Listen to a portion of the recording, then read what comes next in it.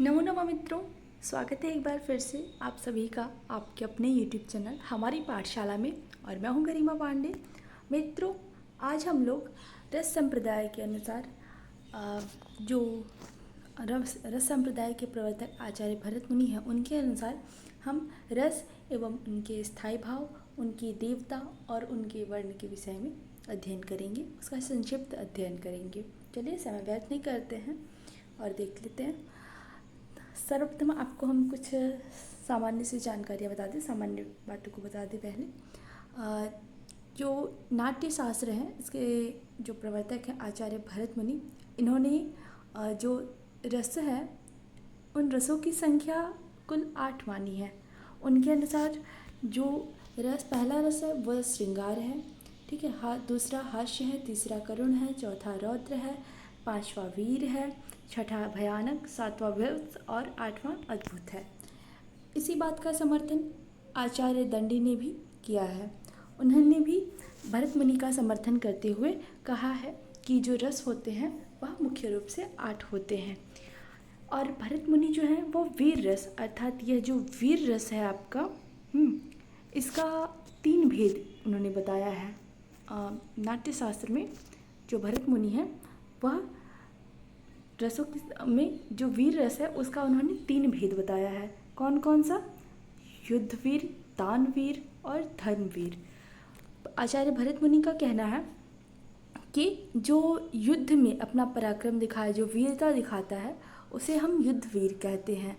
और जो व्यक्ति दान कर्म में, अर्थात किसी वस्तु के दान में या किसी भी प्रकार के दान क्रिया में, दान कर्म में निसंकोच अपना दान दे, तो उसे हम दानवीर कहते हैं। उदाहरण स्वरूप जैसे कि कर्ण हो गया, उसे हम दानवीर कर्ण के नाम से जानते हैं, क्योंकि उन्होंने इंद्र को अपना कवच और कुंडल दान में दिया था। इसी प्रकार से हम धर्मवीर के बारे में जानेंगे। तो धर्मवीर जो कि धर्म कार्य में, अपने धर्म कर्तव्य के प्रति, अपने धर्म के प्रति निष्पक्षतापूर्वक अपने धन के लिए अपनी वीरता को दिखाता है, उसे हम धर्मवीर कहते हैं। उदाहरण स्वरूप युधिष्ठिर को भी वो धर्मपरायण के लिए माने जाते हैं, इसलिए वो धर्मवीर कहे गए हैं, ठीक है। तो जो भी व्यक्ति युद्ध में वीरता दिखाए, दान कर्मों में वीरता दिखाए, धर्म आदि में वीरता दिखाए, उसे युद्धवीर, दानवीर और धर्मवीर कहते हैं, ठीक है। तो इसके बाद हम चलते हैं कि जैसा कि आज हमने कहा कि हम आज जो है वो आप लोगों को हम रस एवं उनके स्थायी भाव और उनके देवता के बारे में बताएंगे, उनके वर्ण के बारे में। देखिए, जो प्रमुख रस हैं और उनके स्थायी भाव एवं वर्ण और देवता, ठीक है। तो भरत मुनि के अनुसार पहला रस है श्रृंगार रस, उसका स्थायी भाव है रति, और जो रंग है वो श्याम वर्ण है, और देवता जो है वो कामदेव या फिर विष्णु हैं, माने जाते हैं। फिर आचार्य भरत मुनि ने दूसरा रस जो है वो हास्य रस माना है, और स्थायी भाव जो है वो उन्होंने हास्य बताया है, और वर्ण जो है वो श्वेत बताया है, ठीक है। और इसके जो देवता उन्होंने बताया वो शिवगण या फिर प्रमथ का है। और तीसरा रस जो है वो करुण है आचार्य भरत मुनि के अनुसार। चौथा इसका जो स्थायी भाव है वो शोक है, और वर्ण जो है वो कपोत है, अर्थात जो कबूतर का रंग होता है, कपोत का जो रंग होता है वो इसका रंग होता है करुण का, ठीक है। और जो देवता हैं वो यम है, ठीक है। अब यमदेव किसी को ले जाते हैं तो दुख होता है ना, तो करुणा आती है हमारे हृदय में, तो इसलिए उससे भी आप इसको रिलेट करके याद रख सकते हैं, ठीक है।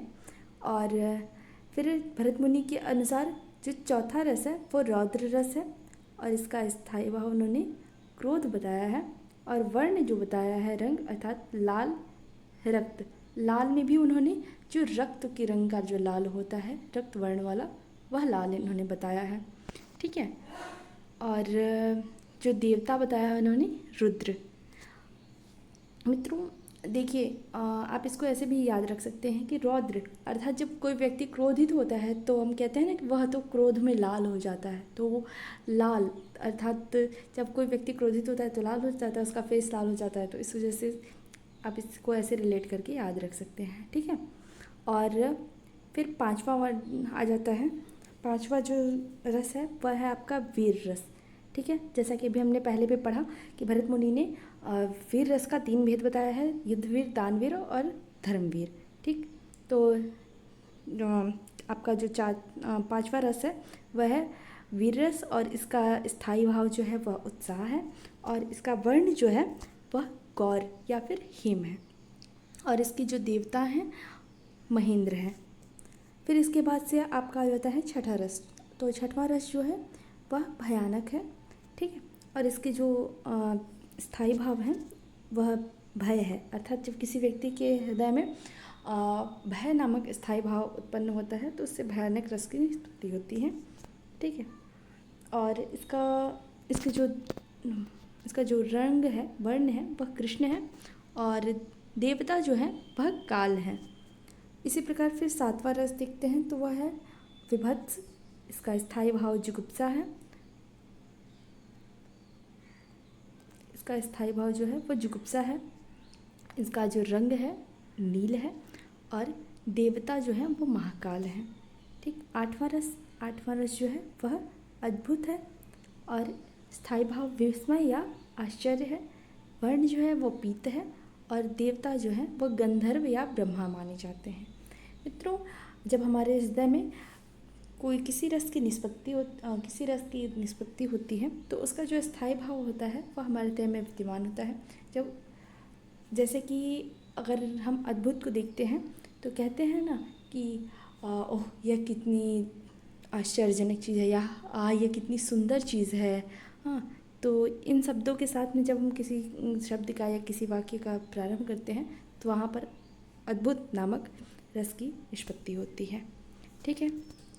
अब एक चीज़ हम और जान लेते हैं कि मम्मट जो है, आचार्य मम्मट, काव्य प्रकाश के जो लेखक हैं आचार्य मम्मट, उन्होंने कहा कि जो रस होता है उन्होंने 9 रस माना है।